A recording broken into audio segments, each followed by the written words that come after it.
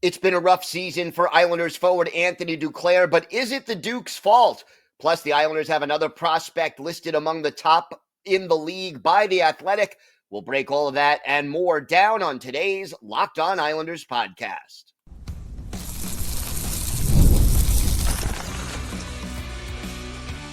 Your Locked On Islanders, your daily podcast on the New York Islanders. Part of the Locked On Podcast Network, your team every day. Welcome, everybody, to the Friday edition of the Locked On Islanders podcast, part of the Locked On Podcast Network, your team every day. I want to thank everyone who makes Locked On Islanders your first listen every day. Don't forget to subscribe on YouTube or wherever you listen to podcasts so you get new episodes as soon as they drop. I'm Gil Martin. I have been covering the New York Islanders for almost 2 decades, and I wrote the book Ice Wars on the history of the Islanders' rivalry with the Rangers from 1972 to the modern era. It is great to have you with us as we are almost done here with week 1 of the Four Nations tournament break. And look, Team USA getting underway on Thursday night here, taking on Finland, and we'll see how Brock Nelson does in that first game. I wanted to start today talking a little bit about Anthony Duclair. And he was, the big free agent signing by the Islanders during the offseason. And every day, as you may remember, I was happy with the signing of Duclair. To me, he didn't cost the Islanders a lot of money. He, while he wasn't the ultimate sniper that the Islanders still lack and need, he certainly was an upgrade. And when we've been talking about this team, that they needed to get younger, faster, and more skilled, well, Duclair certainly helps get them faster and more skilled and a little bit younger. So here we are. The Islanders are 55 games into this season. And, well, it's safe to say that Anthony Duclair's performance this year has been a little bit of a disappointment. And yet, I don't blame Anthony Duclair. They brought in the Duke to have him play with Bo Horvat and Matthew Barzal, and that was going to be the new top line.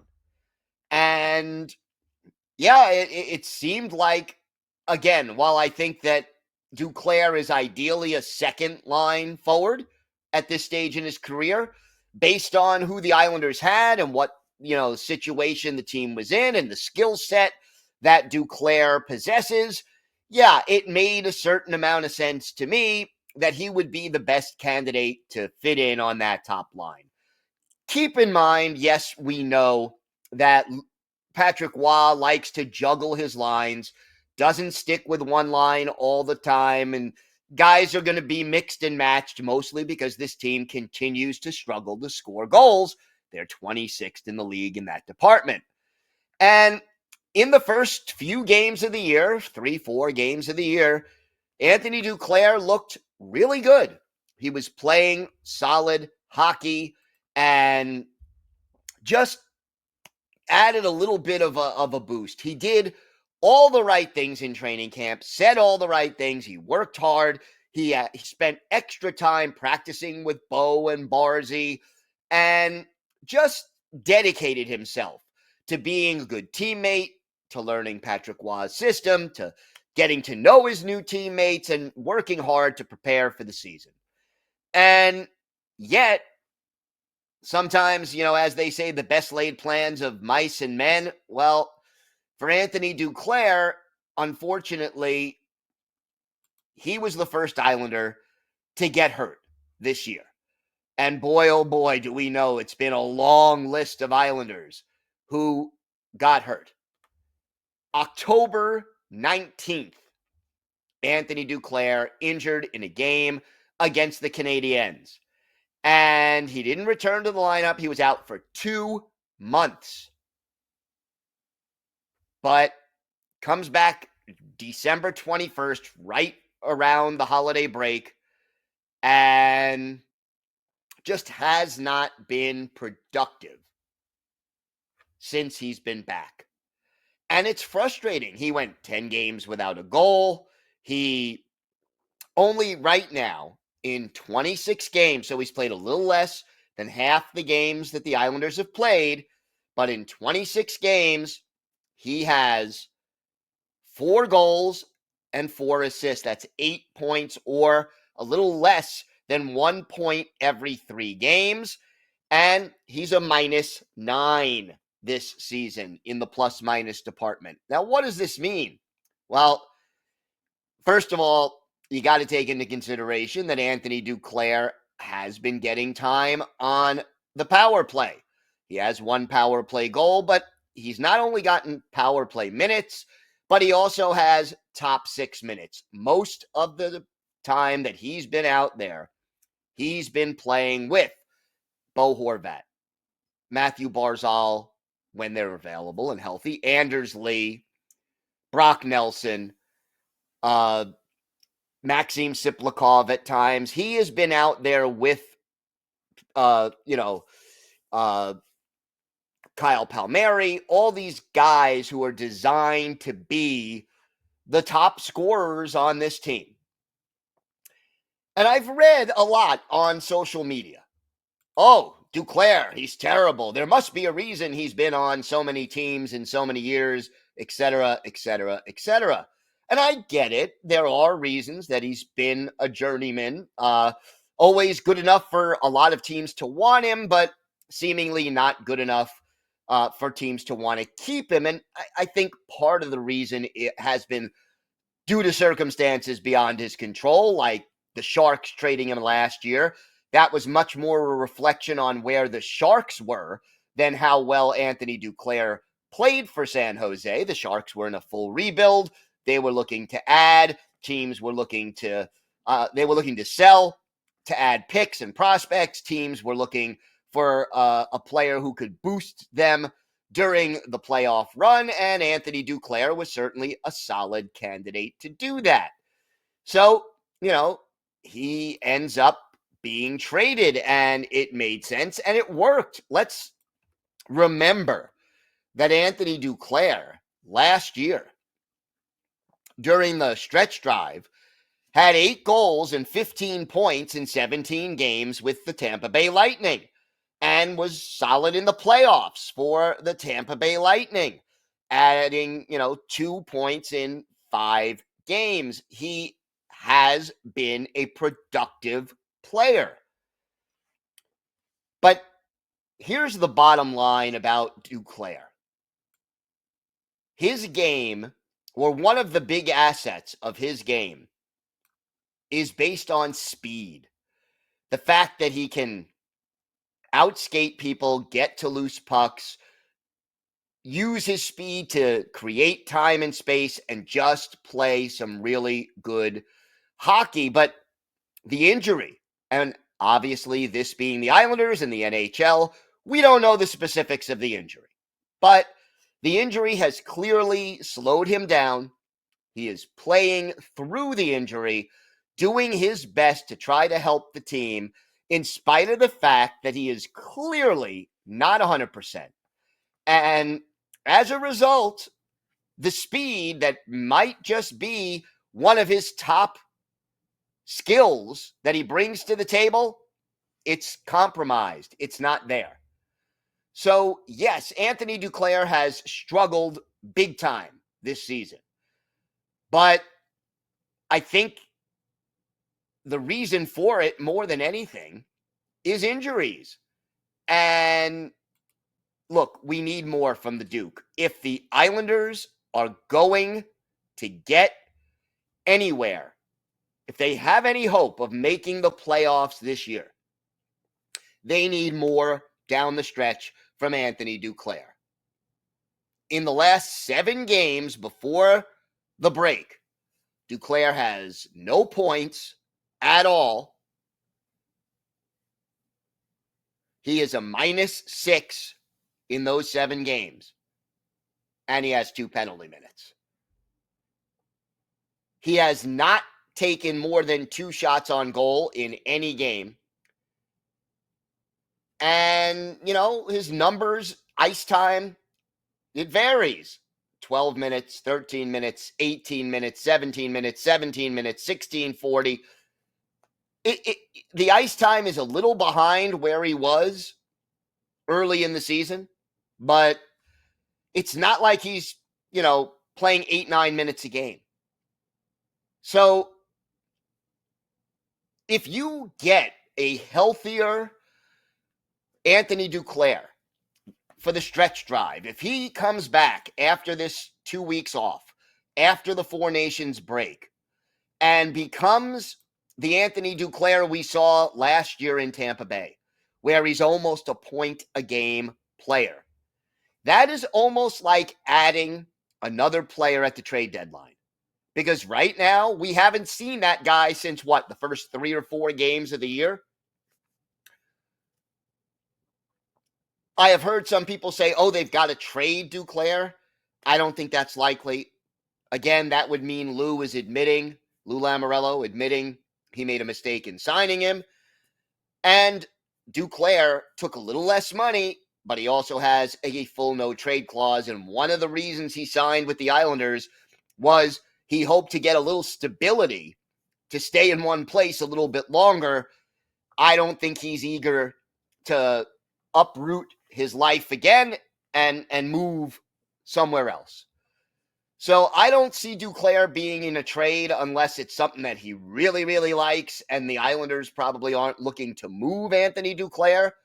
But Duclair can be a difference maker down the stretch if he can get healthy enough and play to his former standard. And I do not blame Anthony Duclair for the fact that he struggled this season. He is trying to play through injuries, help the team, and hopefully he will take advantage of these 2 weeks off and be healthier and more effective after the break. All right, we have got a lot more to get to on today's show. Love prospect talk. And, every day, as you'll remember, we talked about a prospect who was only Islanders had one out of the top 100. Well, they listed only goalies now, and there's another Islander prospect listed by The Athletic among the top goalie prospects, plus Brock Nelson. Four Nations tournament getting underway. And, for our Islanders' birthday of the day, a Russian player who played 1 year for the Islanders in 2006-2007 and had 25 goals, but you probably remember him better as a Florida Panther. Let's see if you can guess who that is. All that and more next on today's Locked On Islanders podcast. Today's episode is brought to you by FanDuel. When the game tips off, the NBA action is just getting started, and there's no better place to get in on that than FanDuel, America's #1 sportsbook.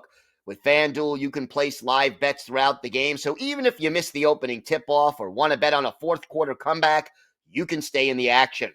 And if you're looking for a bigger payout, you can even combine your live bets into a same-game parlay.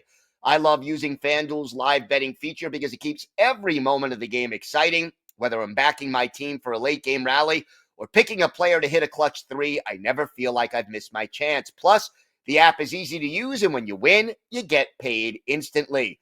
Right now, new FanDuel customers can get $150 in bonus bets if your first $5 bet wins. Just visit FanDuel.com to join today. That's FanDuel.com for your shot at $150 in bonus bets. Make every moment more with FanDuel, the official sports betting partner of the NBA.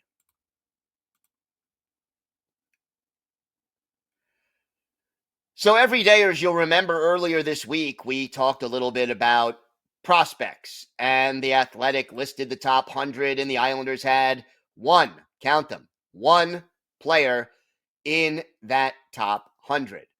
Well, The Athletic, those were skaters.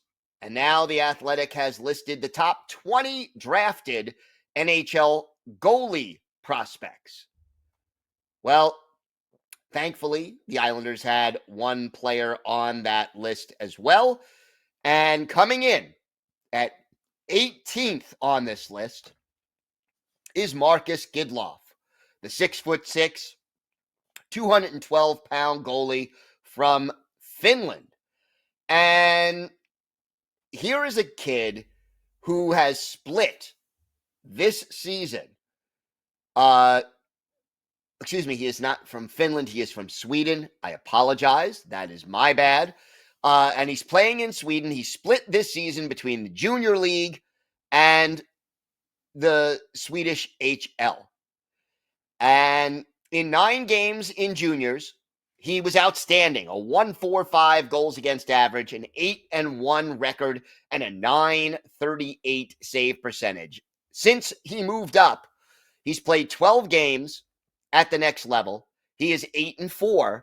He still has a very good goals against average of 2.12 and a 912 save percentage. Those are really solid numbers regardless. And, this great Swede has just, for a 5th-round pick, he really has been exciting. He was in World Juniors as well. A lot of scouts feel he should have started for Sweden over Melker Thielen. But, he certainly did a good job. Now, he's got good mobility for a big goalie. That's not to say that he is the most mobile guy, but he covers his angles well. He has good reflexes, and he likes to challenge shooters. So when he's in the groove, he's as good as anybody. Needs to improve his consistency a little bit. Sometimes scrambles a little too much, and, loses the puck a little bit near his skates at times. But overall, he covers the bottom of the net well. He moves well on his feet. And as one scout said, and as The Athletic said, he has legitimate NHL upside. Now, again, before you get too excited, this is a 19-year-old kid. He won't turn 20 until late September of this year. He is at least 2 more years away from even thinking about the NHL, probably even more, because goalies tend to take a little bit longer to develop. But here we are, 120 players, the top 100 skating prospects and the top 20 goalie prospects. The Islanders have 2 players, 1 skater, Cole Yzerman, 1 goalie in Gidlof. And look, great to see at least some guys showing up on these lists where a year ago the Islanders had absolutely nobody on these lists. And again, goalies take longer, so I don't expect Gidlof to be helping the Islanders anytime soon. And if you think about it, the Islanders don't need help in net right now anytime soon. And I'm not talking about the whole backup situation right now with the injuries to Hogberg and Varlamov and having Jakub Skarek be, the backup, and whether or not the Islanders are willing to let him play another game. We're putting all that aside. Looking at the big picture right now for the New York Islanders, Ilya Sorokin is signed long-term.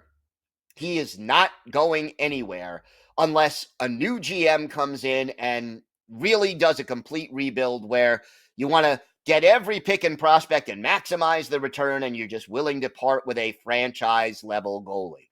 I don't think that that's likely in the next couple of years. You still have 2 more years after this year of Semyon Varlamov.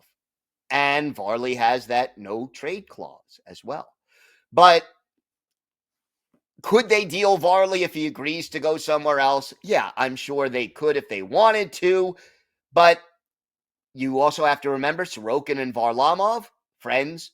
Varley is kind of a mentor to Sorokin. And they have good chemistry as the starter and the backup. Obviously, if Varlamov can't stay healthy, that's a different issue. But for the next 2 years after this season, barring a trade, we know who our top 2 goalies are going to be. Now, Hogberg, He's on a one-year deal. We don't know if he's back with the Islanders in 2025, 2026. They could re-sign him. He could go back to Europe. He could be traded or sign as a free agent somewhere else. All of those are possibilities. But again, short term, next year, two, unlikely that the Islanders need a goalie, barring injuries or a big surprise. So don't rush Gidlof. Give him time to develop. Give him time to learn. Sweden, the league they have there, the elite league especially, one of the best leagues in the world. He will certainly learn a lot playing against adults and the top players in that country. And I think, quite honestly, considering what's going on in Bridgeport, he's probably better off being in Sweden than he is being in Bridgeport if we're talking about developing him as a future NHL goalie. He's a ways away, but at least there's a guy who scouts are excited about, and he's in the New York Islanders system, an organization, and that is an encouraging fact. Now, remember, everydayers will recall a year ago, the Islanders were ranked dead last in the league by The Athletic and by a lot of other, media sites, reliable, established media sites, as far as the prospect pool was concerned. This year, they're up to 25th. Now, is 25th where you want to be? No, but it's a heck of a lot better than 32nd. And it shows that when you hold on to your number one pick, you get a steal like Cole Yzerman, a guy with a lot of potential. You add a Gidlof, you add some of the other prospects that are out there. You can do a lot. So, a lot of potential here. Lots to look forward to with Gidlof. We'll keep an eye on him as we do all the Islanders prospects over time, whether it's the guys in Bridgeport, the Cole Yzermans, and the Danny Nelsons. And we're going to keep you up to date whenever there's significant news. So make sure you stay with us. We have got more to get to on today's show. Brock Nelson making his debut in the Four Nations tournament on Thursday night as we record this episode. So we're going to talk a little bit about that. We will also have our Islanders birthday of the day, all that and more still to come on today's Locked On Islanders podcast.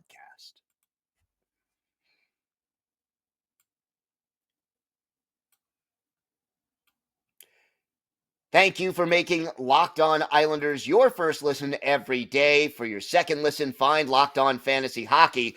Become a fantasy hockey expert and get the edge over your league mates with daily tips from our hosts, Steele and Flip. Find Locked On Fantasy Hockey on YouTube or wherever you listen to podcasts. It's part of the Locked On Podcast Network, your team every day. So, Brock Nelson and Team USA now playing in their first game in this tournament. And I got to say this. The most important thing for me is not that Brock Nelson plays well. I want him to play well. Obviously, being an American citizen, I am rooting for Team USA. But, and being an Islanders guy, I'm rooting for Brock Nelson. But the most important thing, and we've already seen this happen, Brock Nelson has to stay healthy. Because whether you want to trade him or extend him or whatever, if he gets injured, his value is reduced. His productivity is reduced. Like, if you're re-signing Brock Nelson, and we know Lou Lamoriello is considering that, allegedly put an offer, 3-year offer on the table, according to several published reports. You want him there because you're in this playoff drive and you want to make the playoffs this year. Well, if he's hurt, that's not going to happen. We already had, in the very first game of this tournament, an injury to an important player. Vegas Golden Knights defenseman Shea Theodore out for the rest of the tournament. They think it's a wrist injury. He is now listed as week to week. And, I love the fact that this is an international tournament and you want to play and do well for your country, but it is still an exhibition. And it is more important for me that Brock Nelson stays healthy so that all of your options are open going forward. And if he does not stay healthy, boy, that is a big blow for the New York Islanders. And, everydayers, you'll remember he's playing on the fourth line. We mentioned, who his line mates are going to be. I am looking forward to seeing Brock Nelson in this tournament. I think Team USA has a good chance to win this tournament, although I think Canada would have to remain the favorites. But, wow, Brock, just stay healthy. Play well, do well, but stay healthy. I sound like, a stereotypical Jewish mother. At least you have your health. That's the most important thing. Well, yeah. The important thing is that Brock Nelson stays healthy and that all options are open. I wish him and Team USA a lot of luck, and we'll see how it plays out. And we will keep tabs on Brock Nelson and how he does in the Four Nations tournament throughout the rest of the next week or so. All right, time for our Islanders birthday of the day. And, well, today is the 50th birthday of former Islanders forward Viktor Kozlov. The Russian-born forward, a first-round pick, 6th overall by the San Jose Sharks in 1993, came over and joined the Sharks for the 94-95 season, then played for the Florida Panthers, the Devils, and joined the Islanders in 06-07, played in 81 games for the Isles, had 25 goals, 51 points, 28 penalty minutes. He was a plus 12. Played in all 5 playoff games for the Isles that year in their 5-game series loss to Buffalo. Had 2 assists. Then played for the Capitals and then headed back to the KHL to close out his career. His last season in the KHL, 2014, 2015. And Kozlov, one of his better games as an Islander, I think it's easy to pick out his best game as an Islander. December 3rd, 2006, Madison Square Garden, Islanders with Rick DiPietro in goal. Kevin Weeks, the goalie for the New York Islanders, for the Rangers rather. And in this game, our Islanders birthday of the day, Viktor Kozlov, with the Islanders up 2-0 in the first period. Kozlov scores his 8th of the year. Chris Simon and Bruno Gervais the assists. That makes it 3-0. Islanders. Islanders up 4-0 after one period, but the Rangers score the next 3. Brendan Shanahan, Jaromir Jagr, and then Brendan Shanahan again. And it's a hockey game. But Viktor Kozlov, our Islanders birthday of the day, gets the Islanders back up by 2 with a minute and a half left in the second. Andy Hilbert and Chris Simon the assists. Then, after Brendan Shanahan scores to make the score 5-4 Islanders, Viktor Kozlov puts the game away. His 10th of the year, Richard Park the assist, and then his 11th of the year, Hilbert and Park with the assist. The Islanders beat the Rangers on the road by a 7-4 margin, and for Viktor Kozlov, he had a 4-goal game. He was a +4. He has scored the game winner. He had 6 shots on goal, and he did all of that in just 13 minutes and 49 seconds of ice time. Rick DiPietro, 39 saves. The Islanders outshot 43-21 in this game, but they got the win because of good goaltending by Rick DiPietro and the 4-goal performance by Viktor Kozlov. He is our Islanders birthday of the day. I want to thank everyone who makes Locked On Islanders your first listen every day. Everydayers, we are back on Monday. We will have the latest updates on Brock Nelson at the Four Nations tournament, and we're looking at some special guests for next week as well. So make sure you join us for that. If you have a question, a comment, maybe a topic you'd like us to discuss on a future episode, email us at lockedonislanders@gmail.com. If you leave your first name and where you're from, we're happy to mention you on the show when we discuss whatever's on your mind. You could also follow the show on X at Locked On Isles, and you could follow me, Gil Martin, on X at Ice Wars, NYR, VSNYI. We'll keep you up to date on all things Islanders all year long, and I am live tweeting very nearly every Islanders home and road game. So join me for some instant insight and analysis. And it's great to talk Islanders hockey with you, game time or anytime. Happy Valentine's Day, everybody. Have a great weekend. Stay safe. And of course, let's go Islanders.